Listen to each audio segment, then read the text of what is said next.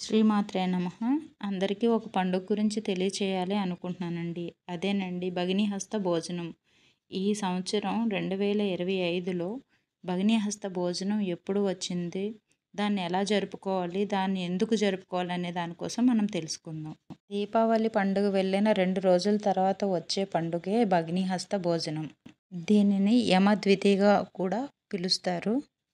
ఈ భగినీహస్త భోజనాన్ని తెలుగువారితో పాటు ఉత్తర భారతదేశంలో ఉన్నవారు కూడా బాగా జరుపుకుంటారు. వాళ్ళు దీన్ని భాయ్దూజ్ పండుగ అని అంటారు. ఈ భగినీహస్త భోజనం సోదరుల క్షేమానికి సంబంధించిన పండుగ.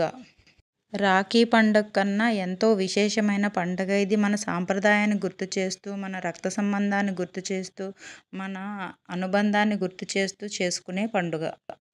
సూర్యకుమారులైన యమున, యమధర్మరాజుకు ఉన్న అనుబంధమే ఈ భగినీహస్త పండుగకు మంచి ఉదాహరణ అయిన కథ. యమునకు తన సోదరుడు యమధర్మరాజు ఇంటికి వచ్చి భోంచేసి వెళ్ళాలని ఎంతో ఆశపడుతూ ఉండేది. కానీ యమధర్మరాజు ఆయా పనులలో రాలేకుండా ఉండేవారు.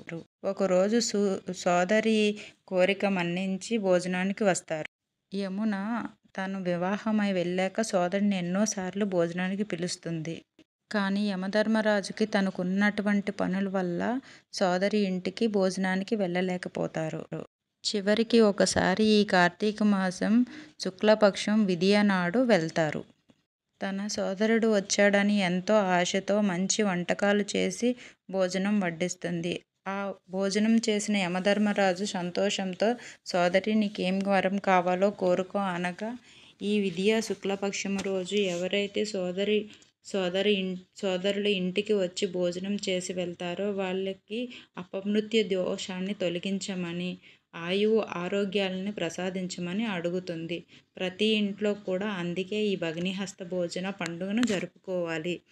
నేను ఈ వీడియో ఎందుకు చేస్తున్నానంటే, ఇది కొంతమందికి తెలుస్తుంది, కొంతమందికి తెలియదు. తెలియని వారు కూడా తెలుసుకొని ఈ పండుగ జరుపుకోవాలనే ఉద్దేశంతో నేను ఈ వీడియో చేస్తున్నాను. శుభం. శ్రీమాత్రే నమః.